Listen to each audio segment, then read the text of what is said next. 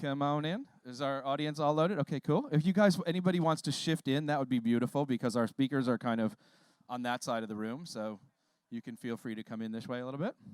And do we have all our folks here? Scott, great to meet you. Have a seat, have a seat. So we're gonna, the way A3 works, first of all, who's in the room? Let's figure, can I learn a little bit about everybody real quick? What do you do? Management. Who's into mobile technology? Mobile, what do you do? You do? What kind? Like music apps, gaming apps, music apps? Developer? Owner. Okay, hiring developers. Even better or worse, whatever, depending on who you are. What about you? Nice. What's the company? Open. For now, I'll close it. Closed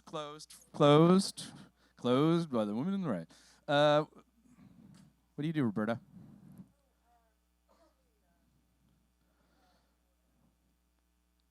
Cool. We have Tom White with us. That's spectacular. MIDI Manufacturing Association. Fantastic. MIDI. What about you guys? What do you do? You make audio cables. And what's the connection to mobile?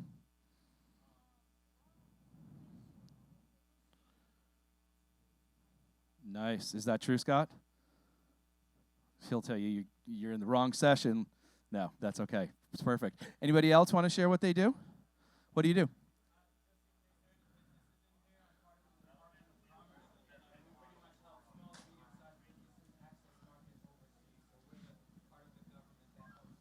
Wow. Come up to the front.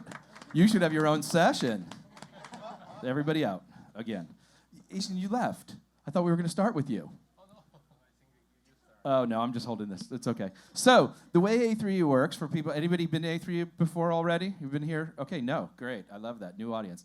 It's a little like TED Talksy for music, if you will. I don't want to get above ourselves, but the idea is I bring 4 brilliant people in who are in the space, who have a lot to share, who are either deep in a project like John from Bandlab. If you haven't seen Bandlab, cloud-based DAW. Anybody seen Bandlab yet? Awesome. Scott Carter is a consultant for AT&T who has deep knowledge on not only current where we are with 5G, but hopefully we'll share some insight on what's coming down the road. It's going to be better than this. Matt Miller is a friend of mine.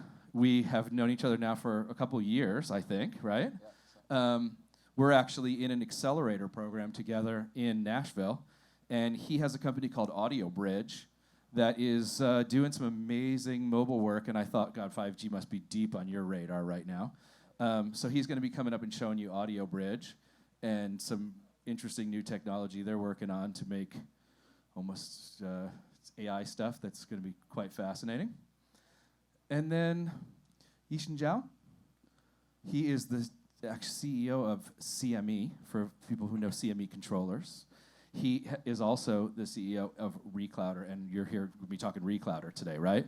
So ReClouder is unbelievable. It is the modern world of, I record direct to the cloud, and it's just some of the deepest knowledge on this world of wireless and mobile technology. So I met him doing a talk in China, and I was just floored by him. So an amazing group of people. Yitian, why don't we start with you? Cool. Wait.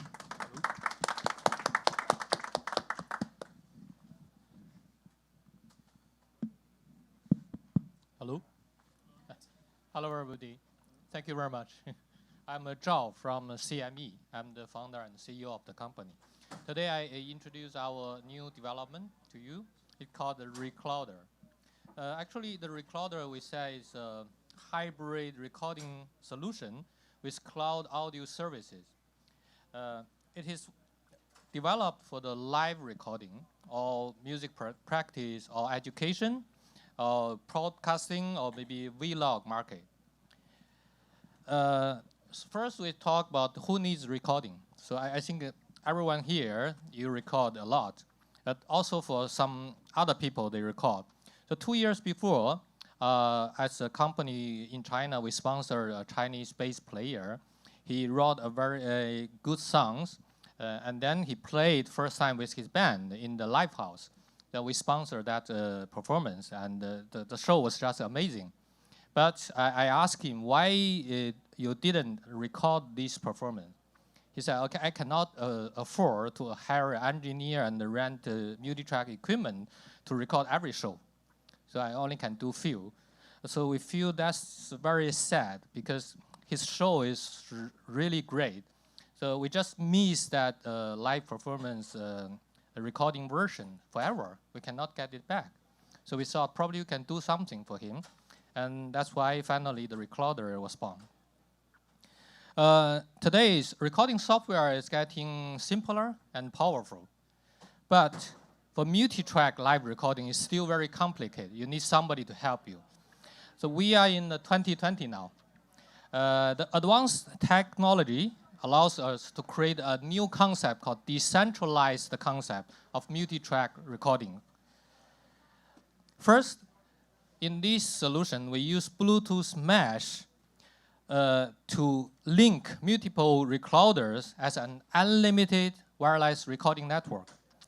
That means you can use your mobile phone with the app to remote our ReClouder and sync them together, and then start to recording simultaneously. Think about that. And you record on the SD card first in this device, and then all files will be uploaded from each ReClouder by Wi-Fi to the cloud server, and then linked them in the same recording session. In that case, your engineer or producer can download all files immediately from anywhere, and then start mixing, producing for you. So you can see the musicians are waiting for that. During our pre-promotion, there are some comments. I put one here, said, like each musician in the band has his own instrument and accessory, but now each of them can have his own recording device. It can be very small, with the advantage that the device is as simple as operate as a stomp box. Then we talk about 5G. When 5G is coming and ready generally, then not only uploading the big recording files is super fast, but also the low latency 5G network can help us to handle the wireless synchronization of ReClouders in a more professional way. So ReClouder uses the Wi-Fi module, which is very popular in the IoT industry. That means Internet of Things. So these only cost you a few dollars, and it's very, very small. It's tiny chip size. So it can embed it into any music instrument and audio device. So we want to open our technology to all industry partners. Let's build a general wireless multi-track recording network. That means in the future, every music instrument has recorder inside, and they can link to each other and to record to each other, with each other. So we will focus on how to sync these recording files to the cloud server in the most efficient way. So we guarantee that every musician can afford it. Once the manufacturer embedded ReClouder technology in their product, they can immediately upgrade their business to the new level. That means your product becomes a direct link to the user in the real time. And your product becomes continuous service to your user. And the applied data will tell you where your product is popular and which feature they use mostly. And also you can know how to improve your product and help them and satisfy your customer. So this is the ReClouder. So we call it hybrid recording solution with the cloud audio services. Thank you very much. We are CME. Zhao, thank you so much. Awesome. Matt? Yeah. Want to take over? Yeah. You're on my computer. Hang on. Yeah. I'll bring it over. Cool. Anybody have a question on ReClouder while I set this up quick? Anybody? Good. Let's just take one. Eeny, meeny, miny, mo? Mo. Is it available again, and how much does it cost? Oh, it's still in development with the application, so we hope it will be available in 2 or 3 months. Now we introduced the retail price of $199. But in the future, we will develop many different models. For example, one small dongle for the microphone, for your guitar, for your keyboard. That will be much cheaper, probably under the $100. Yeah. So with the whole 5G thing, if there's a musician in China that has this device, and there's a musician in America that has this device, and they want to record together at the same time, because of the low latency, they record together, and those files will be uploaded to the cloud, and it will create a session. Is that kind of the idea? Oh yeah, technically yes, but I think we should wait a few years because if you switch from China to US, there's a different network, so it still add some latency. So for this kind of real-time recording, we don't think it's ready yet. Now, yeah, probably after 5 years, who knows? Great. Great. Matt, take over. All right. All right, my name is Matt Miller, and I'm the CEO and founder of Audiobridge. So this is me on stage here in Los Angeles, the Whiskey Go-Go, about 10 years ago. I spent about 10 years in Los Angeles as a songwriter, producer, and performer. I've written hundreds of songs and had them featured on TV and radio all around the world. And then for the last 8 years, I have been the CEO of a successful software company and been able to take my passions for music and tech to create Audiobridge. So what is the problem that we're trying to solve? The problem is that musicians are forced to rely on overly complex software and techniques to create music. So I don't think anybody in this room is a stranger to that. The industry standard recording tools are incredibly complex. Some of them have full year-long courses or full curriculums that just to learn the software just to make music. Coming from the musician's perspective, that's way too complex. And additionally, collaboration is not something that is featured in any of these softwares or has not been a focus over the past several years. We live in a world now with Google Docs and Evernote and things like that where we're familiar with cloud collaboration, and music recording is such a collaborative process, but there's no software that's been brought in to do that.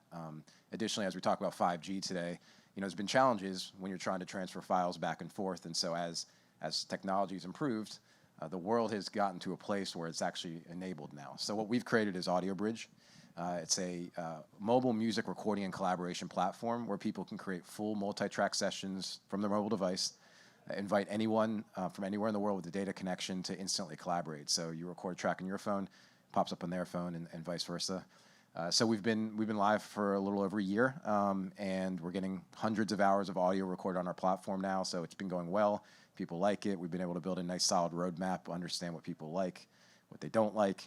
And to give you an idea of where we are in the ecosystem, where we see ourselves, is we look to be the most professional, but the easiest to use piece of software out there.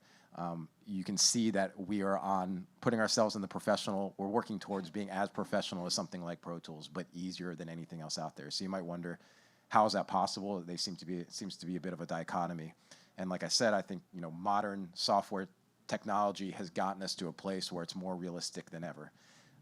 But we've taken it a step further by creating what we call the audio brain. So it's our music intelligence engine that guides users through the music creation process. So it actually automates some of these processes. So let me explain what that means. You've got a musician who records into Audiobridge, and then the audio brain, either on device or in the cloud, will process that information and then send feedback back to the user.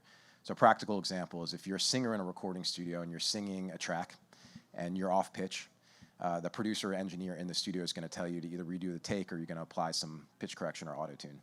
The audio brain can detect that it is a singer singing, can detect if they're off pitch, and either automatically apply that auto-tune or through the interface give feedback to the user to tell them to redo the take. And so we're essentially replacing the tedious tasks of a human audio engineer and putting it in software in your pocket to enable everybody to be more creative and to enable even beginners to make really high-level quality music. On a mobile device. On a mobile device. On a mobile device. And to give you an idea, we are only... One more time, on a mobile device. We are only mobile. We're never looking at desktop again or anything. We feel that that's the place. So why now? Well, as you can see, and as many of you probably know here, a lot of the major companies are making mobile devices, specifically for mobile. So IK Multimedia, who we've recently partnered with, that makes the iRig and some of those other types of interfaces. Line 6, Shure, Blue. I mean, these are major players. they understand that the mobile revolution is happening, and they're creating tools for it. So it gets us there a little bit quicker. We have a great team that we've created over the past couple years, including some of the people here in the audience. These guys over here have been great, and the audio kit people over here are great. And just, I won't go through everybody on here, but Joe Kennedy, bottom left corner, former CEO and co-founder of Pandora, has been a great mentor to me. Pandora was on the cutting edge of music AI, and he's been able to really help guide us up to this point. So I'll leave you with this. Music's supposed to make our lives easier, or technology is supposed to make our lives easier, but in the music creation process, it's actually making the process harder. We want to enable musicians to be able to just make music on a high level and get more music into the world. So thank you. Beautiful. Scott, can you pull this out? Any questions for Matt? Well, can we take one question? Anybody have one? Back in the back. The man went up quick. Yeah.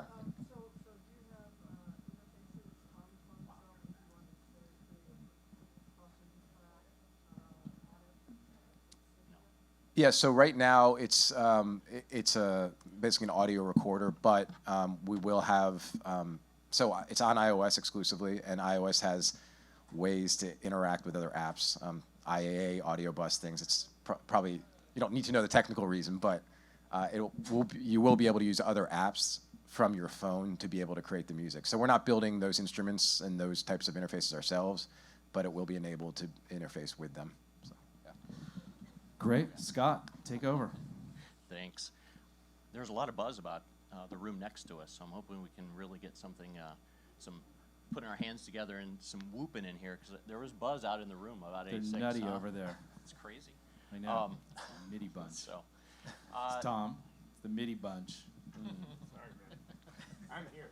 Yeah. I'm here. We had the dancey people in here all crazy before. I'm Now here get with the. you, Scott. Anyway, moving on. perfect. I just have a couple of slides, but I'll introduce myself. Scott Carter. I'm a consultant at AT&T, and I lead practices in emerging technologies. Specifically, I have artificial intelligence and augmented and virtual reality, and that also includes spatial computing, which I'm going to talk a little bit about that because it fits hand in glove with 5G and the things we're doing on the network. Scott, can Yep. you put the mic a little closer to you Oh, so we get sure. video? Thank you. Yeah, there we go. All right, so 5G, we talked a little bit about, there's really three things to take away about 5G.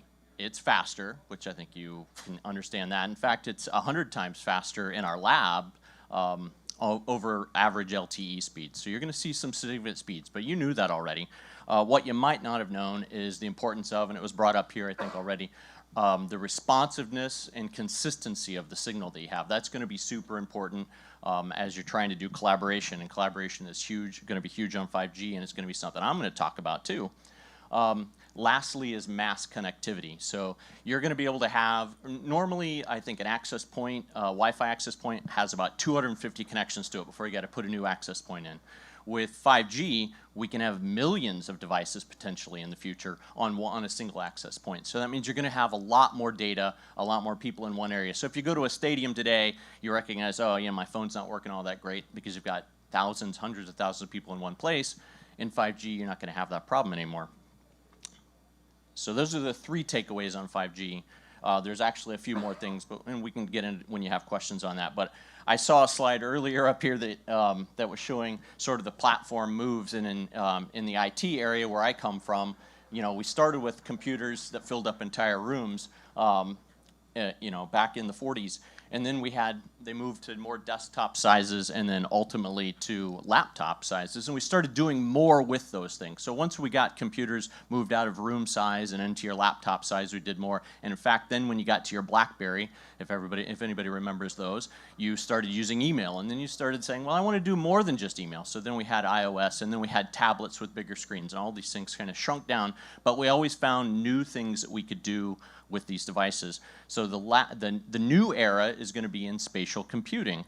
And spatial computing falls in an area near virtual reality and augmented reality. So virtual reality, think about the Oculus Go. Everything's occluded from you. You can't see anything around you that's going on. And the second one is augmented reality, right? So digital content, you're used to that with Instagram filters or anything, some things you might see in Snapchat filters as well, right? So digital content on top of the physical world that you have around you today, but it's not interacting. In spatial computing, the digital content will actually interact with the physical content. And it will do that through, and I'll show you this first device. This is one of the first devices of its kind. And it's from a company called Magic Leap.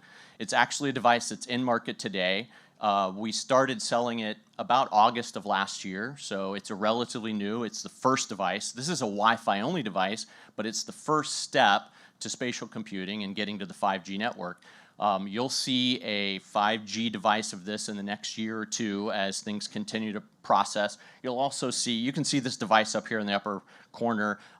You know, it's got a headset, lightware, it's got a computer that you wear, and it does have a cable, but it's wireless after that, so you don't have any connectivity. There's actually cameras on the outside of that, so it scans the entire room. It knows the physical objects that are in the room, and it can, so that you can write software to interact with those objects. And then for the folks in this room, will also be important, it has 3D spatial audio as well, 360-degree audio. So it's, you can hear sounds just wearing the headset alone as though something's behind you, to the right, in front of you, to the left, wherever it is. So you'll be able to create content that uses audio in that fashion. And so collaboration is going to be a big piece because you'll be able to do, I'll speak of, you know, you can think about Star Wars things, holograms. So you'll be able to have a hologram session with someone else and collaborate with them and see them and work with them in real time. You'll also be able to have concerts and other things brought to your home where you can bring the musician, you know, the drummer and the lead singer and everybody individually in your room, and you can interact and have a different experience than just going to the concert. My guess is concerts aren't going away, but people also, why miss out on opportunities where you can bring that experience in home and do something new and different with it? So there you go. Awesome. And John, anybody have a question on what you just saw for 5G? He's that good. That's why he works at the big giant company. Yeah, check AT&T.com/5G. It actually has all the numbers on there, and it's going to be more up to date than anything I'm going to be able to tell you today. We got Bandlab. He doesn't want to play any audio. You just want to hear the sounds? Of course we want to hear the All right, I'll do sounds. some sounds. We want to hear the sounds. We'll fly with it. It's an audio show. Wow. Let me make sure. Okay, yeah. Thank Do you you. support small businesses? Do you have startup accelerators or anything like that? How's the show going down? We actually had. He asked if we support small businesses or startups. Real quick, I'll just answer that. We do some things like that where we have hackathons where we invite developers and folks to come in and participate in those hackathons with us, and we have foundries where small businesses participate. Anybody else have a question? That first one is for creators, so it's at $22.95 for those. Then they'll reduce in size and cost over the next year and a half, just like everything else. Same feature set, or you're talking about the next generation of them? Well, this generation is $22.95. We sell it online today. You can actually go to some of our stores and find them and try them out as well. Next generation, we'll see some things be more on our network, so we'll probably have LTE, 5G, just as you would expect to see through phones. The same thing will happen to these glasses. They'll probably also get much smaller, right? So this is a first iteration for these guys. Understand. Cool. John Ivers. Hello. Bandlab. I don't get to spin it. It's already working. Hi, everybody. I'm John from Bandlab. Yeah, super excited to be here on this panel. Super honored. So what about who am I? So I'm the musical content and creation lead for Bandlab, which I'll be talking about in a little bit. But really, like, I'm a people and I'm a product person. So anything that has to do with audio and our application and how people make music, it's kind of rolling through me. And I really think a lot about how people make music and kind of, as Matt said, like how difficult it is. And like with our current generation of people like growing up, people are much more like disconnected from the physical world of creating music. So like using mixers and using these complex tools made by really large companies that are often really small now, and again, you can get an undergraduate degree in like how to use specific recording software. So I've been pondering for this talk, my 4 minutes, about like sort of the recent history of music technology. And I used to work for a company called Agile Partners. We made a guitar tuner. It launched with the App Store, and it was kind of crazy that you could use a guitar tuner on your phone. And we've come so far from the moment of like, oh my gosh, you can tune your guitar on a phone to, you know, Matt's working on multi-track recording with syncing on the iPhone. And with all that said, I think the music industry is woefully behind in our use of cloud technology. And, you know, we make such complicated tools and tools that don't talk to each other and tools that require you to download so much software and spend so much money and make it so hard to collaborate with people. And just as an experiment, I'll open that up again soon. How many people in this room are musicians? Basically everybody. So music is inherently social, right? I think we can all agree that like we make music, we collaborate with people, and we want people to listen to our music. And I think as people who work in music technology, again, we're not doing a good job like providing tools that actually like create music that is social.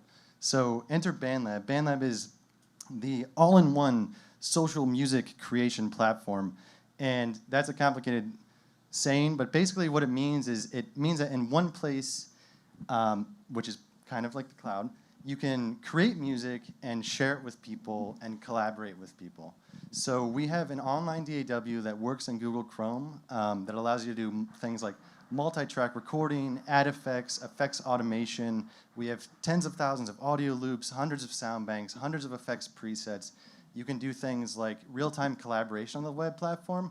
But web is only one aspect of what we do. Actually, we have an iOS and an Android app, and we have a little over 12 million users right now making over 120,000 songs a day. So what that means is that's pretty cool, but the really cool part about what we do is that we support communities in making music together. So when I make a music on web, I can save it and I can open it on the phone and I can start to mix it and use all of the features and the functionality that I would find in a more complex interface wrapped into a simpler way to make music. If I have friends who I want to make music with, I can invite them to that project and they will have access to it in the exact same state, and we can track all of the saves. I'm sure everybody in this room is familiar with Google Documents. Cloud computing is in the world all around us, and it hasn't really existed in a robust way in the music industry. And you know, at Bandlab, like that's the big problem that we're trying to solve is like making interesting, usable, and exciting tools for musicians to sort of connect with each other. We're also support, because we're basically a social media company, we support all sorts of interesting features like you can create communities, you can create bands so people can release projects together. We have algorithmic mastering, so if you make a track and you want to release it to streaming services, we're going to be there right with you, helping you do that. And we have recommendations for people to collaborate with online. We have forking mechanisms so that you can say, hey, I want people to be able to remix my music. And what this means is that you can log in, create an account, and know nothing about music, and within basically 10 minutes, create your own track and share it with people, and people can sing over it, people can rap over it, people can do whatever they want to with your music, and or collaborate in these interesting ways. Yeah, that's kind of exactly what I wanted to say. I can do some demo, but I'm kind of a people person, so I like questions. So maybe we can like move into this. Sure. Well, let's have you sit down and we'll have a little group discussion, and then we'll take some questions. That cool? Yeah. I'm going to reset my computer. If you have one question there, you can get that for John right now, and then we'll start a little dialogue. We had one question. Hey. Architect, in terms of just who you care about, so like typical social media problems. Yeah, so actually the social media features in Bandlab are pretty simple. We're not actually tracking any of your data, like your user or personal data. Also, Bandlab is free, which is interesting, so like you guys should all download it and check it out. And yeah, nobody has any access to any of your data except for what's on your public profile, and you have to opt in to sharing your music and your files. part of why, like, we have pretty strict security in terms of privacy because we have a whole branch called Bandlab for Education, which is basically taking these cloud computing tools and allowing teachers to introduce it into their classrooms. And because of that, like, we're kind of privacy first. We don't want to reinvent the wheel like multiple times. So it's really about what you choose to share and who you choose to share it with. You can follow people and you have feeds and stuff like this. You can unfollow, you can block people, but other than that, they're going to see the name that you wrote down and whatever you made public. So. Cool. We can take one more question and then we'll. Just piggybacking on that, Uh-huh. as an artist, and we got to pay the bills, right? Sure. So how do we, is there somewhere in their contract when you start to just openly say, hey, who wants to produce with us, who wants to collaborate? Is there Yeah. in the back? So this is like the #1 question from artists, and and I'm not sure my answer is going to make you happy, but so basically there's different ways of sharing in Bandlab. One of them is forking, which is basically saying like, okay, this is public, like you can remix this, and otherwise it works like it would in person, and we're like pretty clear about that. That when you invite somebody to collaborate, like Bandlab's not there to like work through your contracts or like decide who owns what, but it's more about like. Yeah, you got to work it out, and you know it's easy to track who did what in the platform because you can kind of see where the saving is, but it's up to the user to decide that. So I had some specific questions for each of you, but I think I'm going to throw them out at the group overall, some of these. First of all, you know, what are you seeing in trends as the creative habits for Gen Z differing from the past, and what's the the impact of mobile on that group as a creative group overall? Want to start? So Generation Z, Oh yeah. What is Okay. the impact? What's the trends we're seeing with kids and their desire for a mobile world and to make music in this world? What are you seeing, and how is it becoming part of your business model? Oh, yeah, I think maybe I have some different point of view because I come from China. So for the young generation, they may just start to create. Nobody need to tell them because they was born in the time that they have a mobile phone. So for example, my son, he was born in 2003. And at that time, there's no. Before that, there's no iPhone, no anything.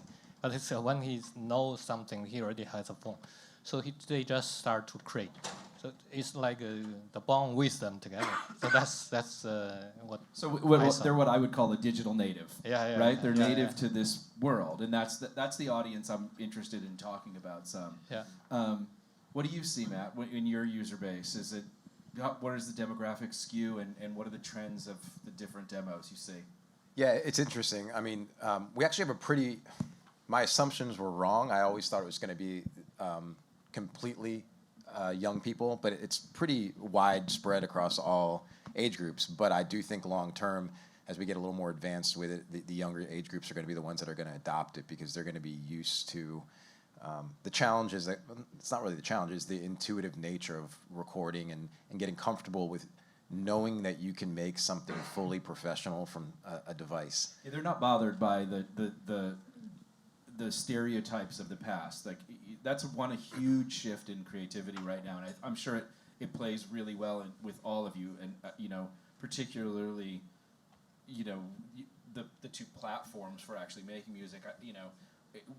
Growing up, we always were, why am I using the same thing everybody else is using? And it was weird if you didn't. And now that this generation has completely divorced themselves of that, they are not interested at all in having the same tools as their friends or their mentors or their icons even. And I found it's really interesting, the conversations, because we're really engaged with our users. And the younger generation, you talk to them, and it's just an easy conversation. They get it. This is where it's going. This is how it's going to happen. I mean, if I'm being honest, I walk around the floor here at NAMM, and 90% of the people look at me like, what are you talking about?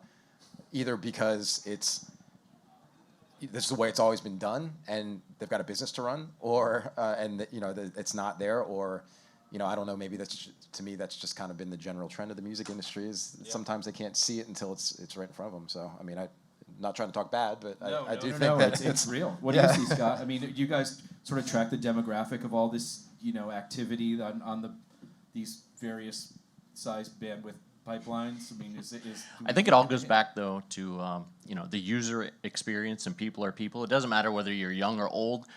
We, in my generation, we've sort of tolerated things because the way things were developed, we're like, okay, we can use that tool. We found ways to use that tool.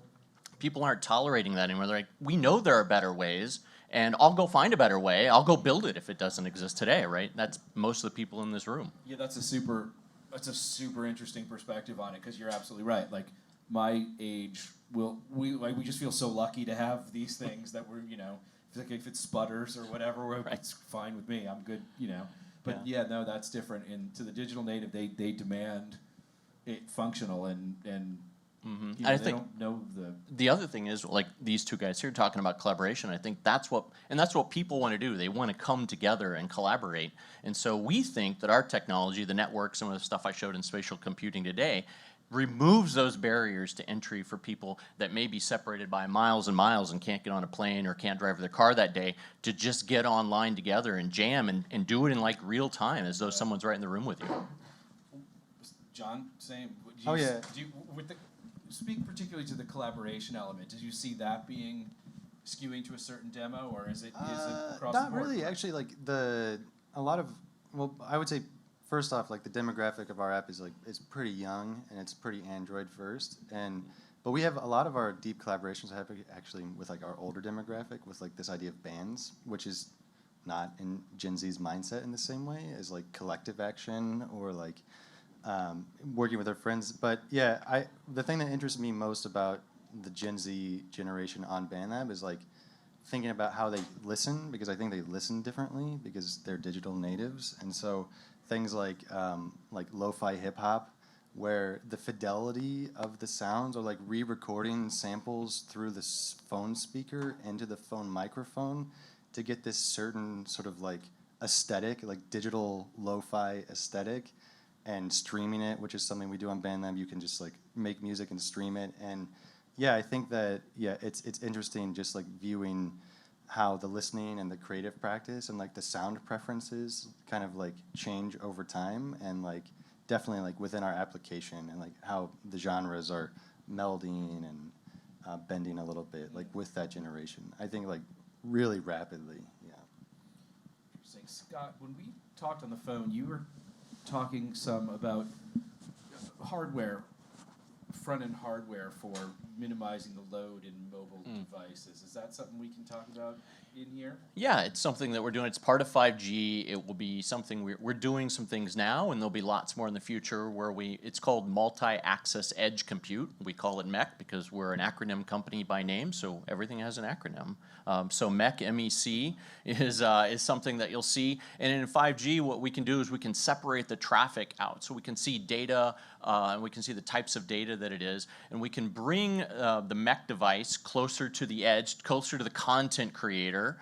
And so that means then we can see the type of data that's coming from that, the content creator, and then we can give that priority. We can move things around. We can shape it the way it needs to be shaped.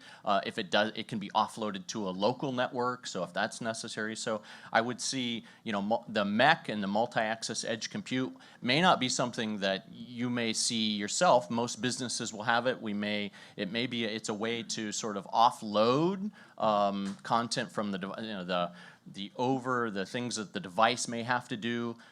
So there's a lot of rendering and things, especially with video, right? So there's a lot of rendering in video. So if we can, instead of making the device do that rendering, we can do that on the MEC near the edge, near the rest of the cloud and the rest of the network, so we can take some of that from the device. That's one of the ways you're going to get these devices, like I showed you, shrunk down to a smaller way. How would that impact all of what you guys are doing? Somebody else can start. I have to think about that for a second. No? I mean, follow the... For ReClouder? Yeah, for ReClouder.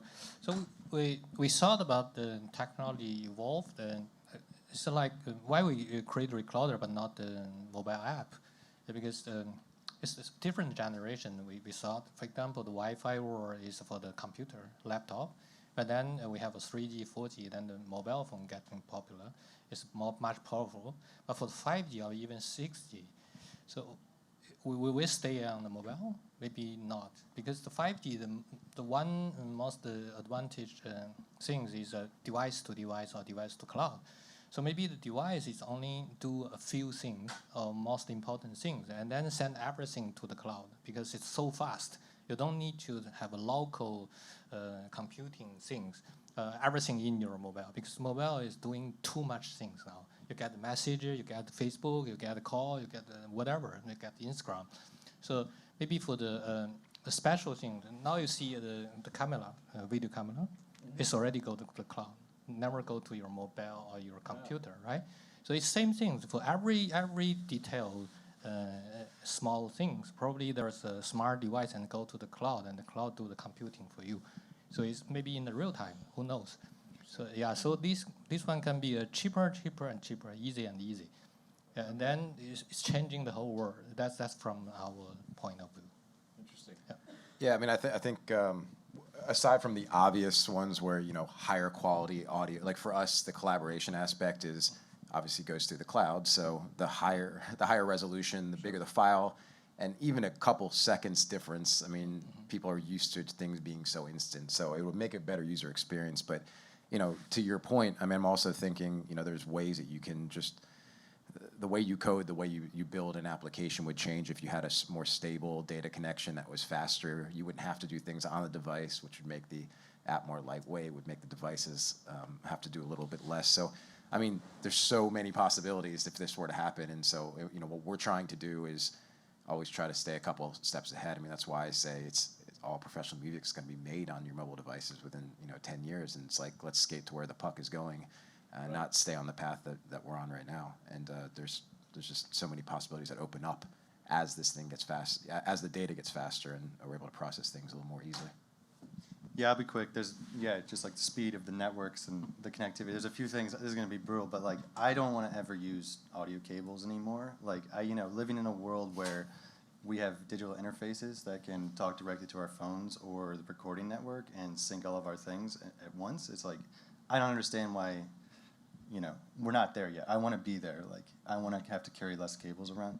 And kind of, I think obviously for Bandlab, like any high-speed network is going to help on every aspect because everything is sectioned into different cloud services. But most importantly, but most interesting for me also is phones are pretty fast right now, and some of them are really fast, but offloading some of the computational things, in particular, like there's been a lot of innovation in like spectral editing and analysis and using things like machine learning to like take vocals out of single tracks, right? So you can remix them more. And I can imagine, I'm very interested in bringing Bandlab into the future where like even if you record on your phone a whole band or something, being able to use impulses or spectral editing to like sort of mimic different microphones or take out like the unwanted noise or hum from your microphone or isolate different parts of a track from a single track. And like these are things that are all technically possible, but the phones aren't fast enough to do.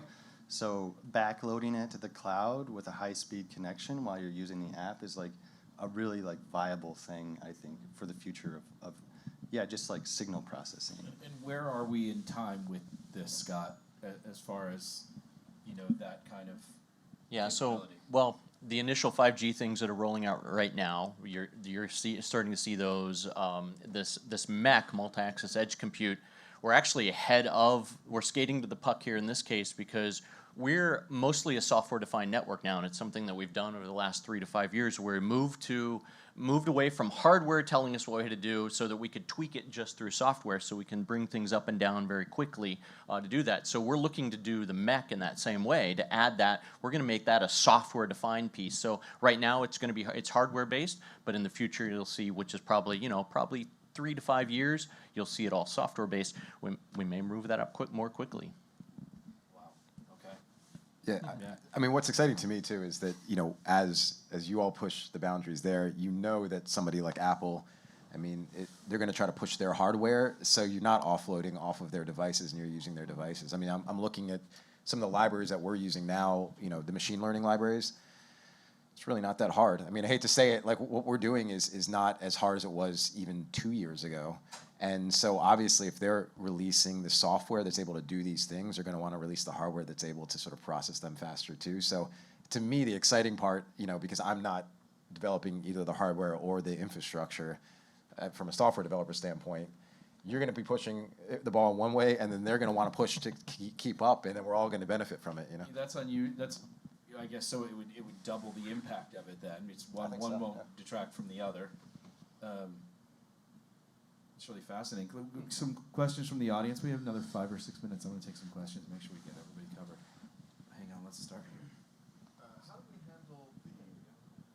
we handle the backup and long-term intellectual property issues when we start moving all of our content to the cloud? And 15 years from now, I don't know if your companies are going to be here. Who knows if the formats are going to be the same? How do we ensure that we don't lose, the entire Beatles archive in this transition as we no longer have physical backup of our content? That is an interesting question. All of you can take that. Swing at that one. I mean, there's a lot of. I think it's actually safer than it was, in my opinion. I mean, there's a lot of redundancies and ways that you can set things up if you're setting it up correctly. I mean, I think there's two different questions there. One is the safety of the information, and the other is sort of intellectual property. And they're good questions that are still being determined. I know, like you, John, you've probably heard this quite a few. Oh, yeah, this is a big. The lady who asked the question earlier, I've heard that question a million times too. It's like,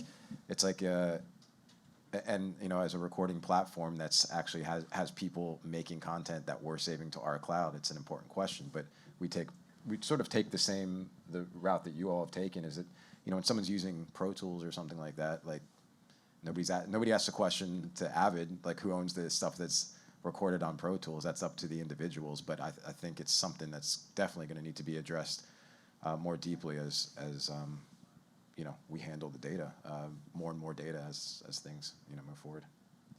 Yeah, I'm gonna jump in immediately because I mean, like we deal with so much of this at Bandlab. I think that's like the safety of storage thing is like being handled, and it's fine.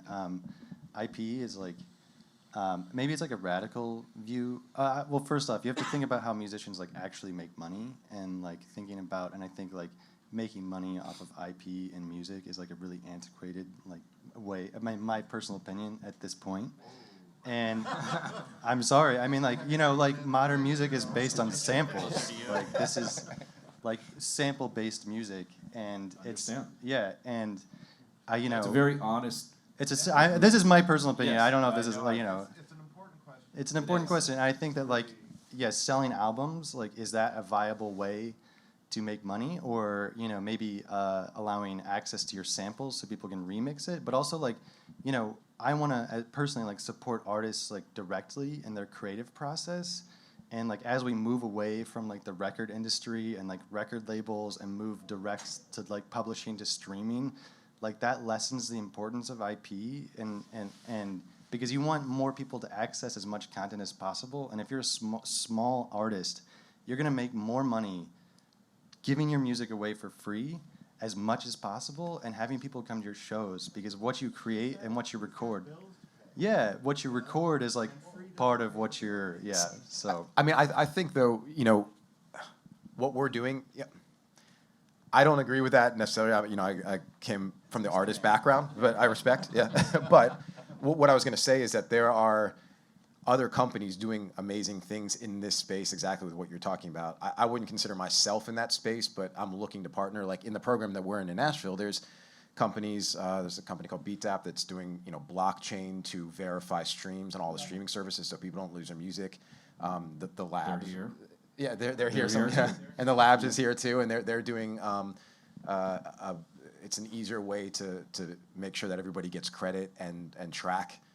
There's the royalties and the intellectual property. You take it a step deeper, and if you're talking about the metadata that's being saved to the tracks that we're doing, there's ways to identify who recorded things when, if you want to get more granular. So while it's not been solved, I think technology, while I don't have the answers deeply from my space, there are people in this space doing these things and doing amazing things that are going to be part of this whole movement to more technological solutions. I mean, I feel like it's a matter of perspective. It depends on where you are, what type of a matter of perspective and where you are and what type of music you do, who your audience is.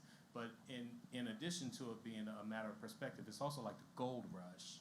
So if you're on ahead of the curve right now with that technology, then you're going to be the big dog later on. Whereas the situation, it doesn't allow itself to be real for a country artist. It doesn't make sense for a folk artist. That's not necessarily where their space is, and their space probably eventually will get there. But those of us who are ahead of the curve, we will still be the big dogs. You know, this is something we talk about all the time. We are right now a broken circle, no matter how we like it or want to look at it, right? The fact is, right now, and it's something I talk a lot about with NAMM and the NAMM ecosystem, because right now it is a broken circle.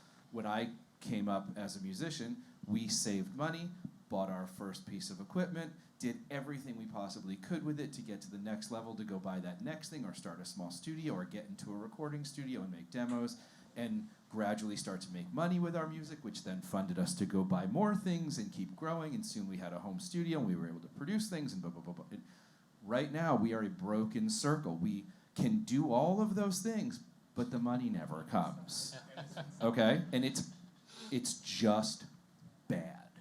There's not a solution, in my opinion, right now. I think there's a lot of people working for solutions. There are a lot of people thinking about solutions. I have a development company in Nashville who's all about solutions for that. We're taking it from a gaming approach and learning how to monetize music the way kids monetize video games, all through unlocking features with someone's music. And it actually pays at like quadruple the rate of downloads. But it's still concepts in process. But we are a broken system right now, and it's just something we all have to deal with. At the same time, as musicians, we have to stop the bleeding as much as we can on broken. And, you know, not just keep hearing the industry tell us how marvelous it is every time they set up a new way that we lose.